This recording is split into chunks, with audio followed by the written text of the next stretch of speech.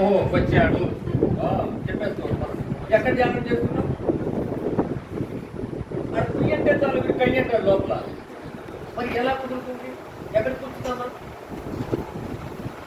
కలలు కట్టు ఉన్నాం కూర్చొని, అలా జరిగింది ఇలా జరిగింది, వాడు వచ్చాడు వీడు వచ్చాడు, ఇవన్నీ కలలు కట్టు ఉన్నాం. నో, ధ్యానం అంటే అది కాదు.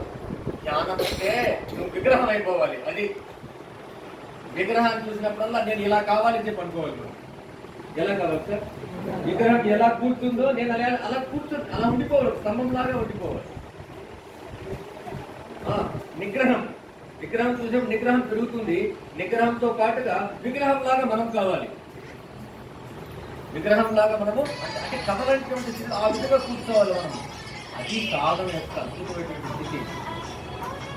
అంతే తప్ప మనం కూర్చొని ఏదో ఆలోచనలు చేసుకుంటూ ఉంటే కుదరదు కదా వ్యవహారం. అందుకోసం కాదు కదా మీరు 4 గంటలు కూర్చున్నా 10 గంటలు కూర్చున్నా సేమ్ స్థితికి ఏ ఫలితం లేదు. అన్ని గంటలు ఒకటే. ఎన్ని గంటలు కూర్చున్నామా కాదు,